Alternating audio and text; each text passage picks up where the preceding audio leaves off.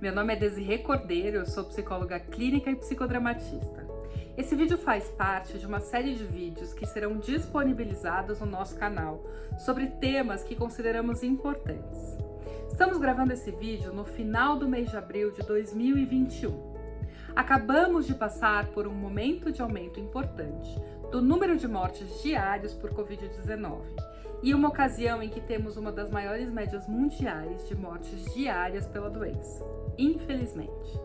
Bem, nesse momento em que havíamos nos programado para voltar às nossas vidas normais, momento em que acreditávamos que a pandemia estaria no passado, voltamos a enfrentar restrições, fases de isolamento social, adoecimento e mortes de pessoas mais próximas a nós.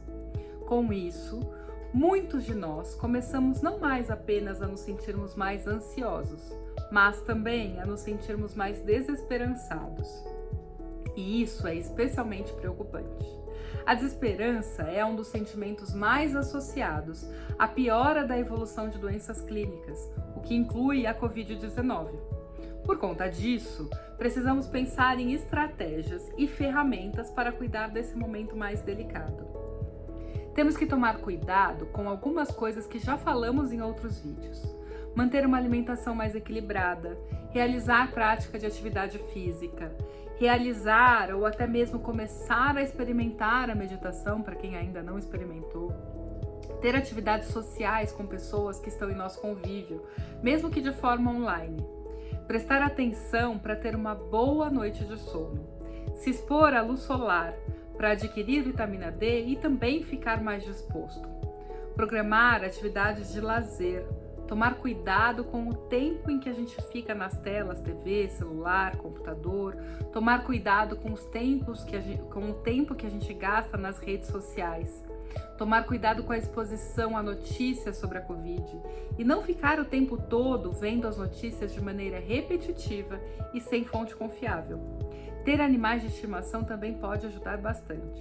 Mas nesse momento, temos que ter claro para nós o que as coisas representam. Isso também é chamado de percepção realística da realidade.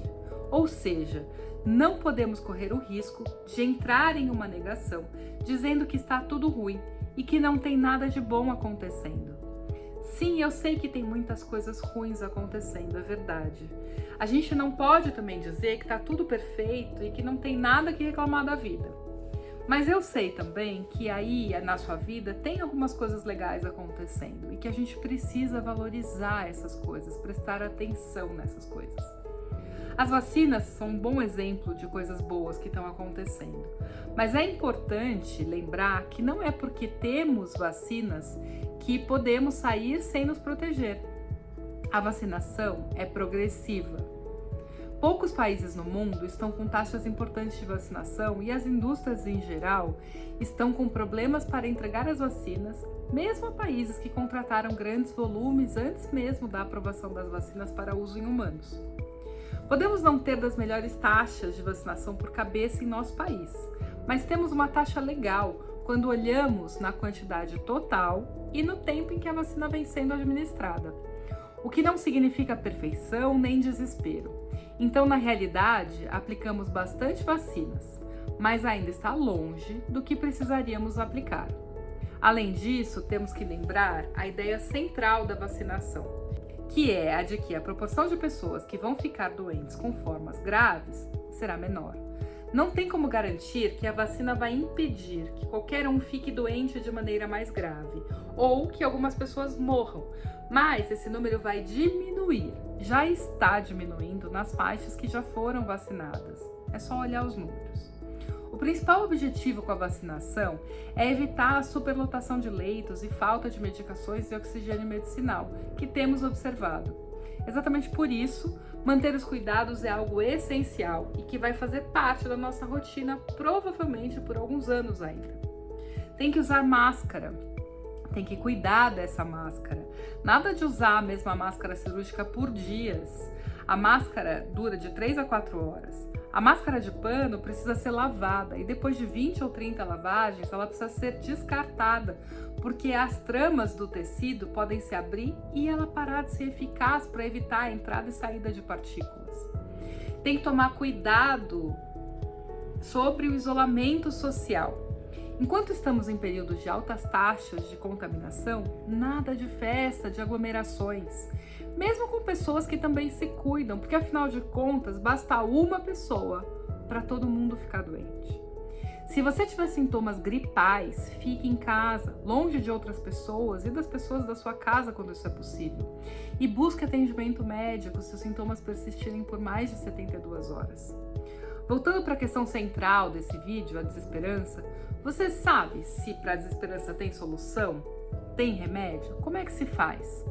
A resposta não é tão simples, mas eu posso te dizer que sim e também que mais ou menos. Ué, como assim? Primeiro, devemos pensar se a desesperança é um fenômeno psicológico ou parte de um adoecimento, um sintoma de um adoecimento psiquiátrico maior. Se for parte de um adoecimento, como uma depressão, por exemplo, é importante procurar um profissional de saúde mental para te ajudar e te orientar nesse processo. Aí pode até ter um remédio que tomamos todo dia, sim, além da psicoterapia. Lembra que falamos em outro vídeo sobre como saber se a gente precisa procurar um profissional de saúde mental, seja ele psicólogo ou psiquiatra? Pois é, mas é importante a gente entender o que é a depressão, né? Que é uma tristeza profunda, muitas vezes sem um conteúdo claro, sem um motivo aparente. Ou seja, mesmo se algo bom acontecer na vida de uma determinada pessoa, ela vai continuar a não sentir o prazer que normalmente sentia. Isso chama a atenção. A pessoa deprimida também pode ter forte sentimento de desesperança e pensamentos suicidas. Depressão envolve outros sintomas como alteração de apetite, de sono, de concentração, pensamento mais devagar ou mais rápido, dificuldade de planejar o futuro, de se envolver nas questões. Mas além dos remédios, que podemos tomar quando precisarmos, caso tenhamos uma depressão, temos que pensar nos cuidados que falamos lá no começo do vídeo, lembram? Nas estratégias e ferramentas. Esses cuidados são as ferramentas e irão funcionar meio como uma vacina, meio como um remédio e se complementar caso a gente precise de medicação. Devemos ter em mente que alguns ajudam um pouco mais que outros e por isso precisamos testar essas ferramentas e entender o que funciona melhor para a gente, porque isso é muito pessoal. Eu, por exemplo, posso usar as mesmas ferramentas e estratégias que você e obter resultados completamente diferentes do que os seus. Por isso, precisamos testar as possibilidades dentro do nosso contexto. Para começar esses testes, devemos pensar em como estamos enfrentando as nossas questões. Uma estratégia frequente para ajudar na desesperança é o engajamento em resolução de problemas. Sempre há algo que você pode fazer para resolver um problema ou para mudar a sua opinião sobre o problema. Passe algum tempo pensando em soluções potenciais para o problema. Veja se você consegue inventar tantas estratégias quantas puder para resolver um problema. Pense de formas diferentes, pontos de vista diferentes. Nesse processo, muitas vezes, é importante não estar sozinho. Poder dividir as dúvidas, os medos e pensar junto com alguém que você confia pode ajudar. Isso porque talvez pensar o problema de maneira diferente, com o olhar do outro, pode gerar mais possibilidades. Além de ajudar a reduzir a sensação de solidão, que muitas vezes a pandemia e o isolamento social podem estar potencializando. Mas aí você pode falar, Desirê, é difícil dividir com alguém os medos que eu estou passando. É verdade, é difícil mesmo. Por isso que é importante você escolher alguém que você confie, que te ouça. E esse processo, além de fazer com que você se sinta menos solitário, é central para ajudar a ter um pouco mais de esperança em relação a toda a situação ou as situações, não é mesmo? Mas como eu vou fazer tudo isso? Bom, o primeiro passo é identificar que existe um desconforto. É olhar para você e perceber que tem algo te incomodando, que tem algo que não está legal e que você precisa dividir, que está maior do que antes. Pode ser que no processo você até descubra que tinham mais coisas, mas o mais importante é ver que tem coisas que não estão legais. Aí você escolhe uma pessoa que você não só confie para dividir sua angústia, mas para poder te ajudar de fato. Peça para conversar com essa pessoa. Vocês podem planejar onde e como será essa conversa. Se pode ou não ser em um lugar comum, tipo um shopping, praça, parque. Mas lembre-se que isso dependerá, inclusive, das condições sanitárias da sua cidade. E, se puder ser presencial, não se esqueça dos cuidados, da máscara e do distanciamento de 1,5 m, pelo menos, da pessoa. E se não der para ser dessa forma, faça online, em um espaço e horário reservados para isso, para ter privacidade nessa conversa. Também ajuda, pode acreditar. A partir daí, é conversar.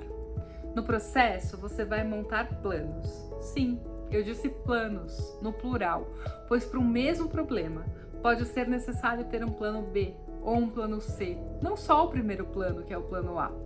Se isso já é válido sempre, em tempos de imprevistos como o de agora na pandemia, isso fica mais importante ainda. E ajuda a diminuir a sensação de que estamos impotentes frente a possíveis planos que não dão certo. Lembre-se que não basta pensar que tem que fazer algo, tem que passar para a ação, tem que fazer de fato. Afinal, não tem como ficar muito esperançosa de uma mudança se eu só planejo e fico quieta. Não tento mudar o ambiente e as contingências em que eu estou inserida. Eu não vou mudar o mundo, eu sei disso, mas eu posso mudar um pedacinho dele. E isso fará diferença para mim e para quem está próximo a mim. E se todos mudarmos um pouco, ele pode ficar muito melhor, acredite. E essa ação pode ser para se cuidar, cuidar das pessoas em volta, para mudar algo na vida profissional, pessoal, familiar, amorosa, o que quer que seja. E aí podemos ver que não estamos tão impotentes quanto por vezes podemos nos sentir. Além disso, o isolamento por si só já ajuda a aumentar a sensação de desesperança. Se nos primeiros meses da pandemia frequentemente nos preocupávamos com falar com as pessoas de forma online, manter contato, hoje já criamos rotinas de trabalho e de dia a dia que ignoram essa falta de contato pessoal. E isso não ajuda em nada. Ah, Desirê, então você quer dizer que a gente não tem que fazer isolamento, é isso? Claro que não! A gente tem que fazer isolamento, mas a gente pode usar mecanismos para nos protegermos.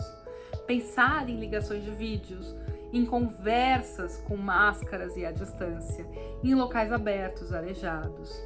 E quando sairmos na rua, olhar na cara das pessoas, cumprimentá-las, seja com um gesto ou uma palavra, ser gentil, agradecer o retorno, o cuidado. O agradecimento pode também ser uma estratégia muito importante para melhorar a desesperança. Pensem nisso. Obrigada por acompanharem mais esse vídeo. Não se esqueçam de checar os outros vídeos disponíveis no nosso canal. Espero ter te ajudado. Até já e fiquem bem!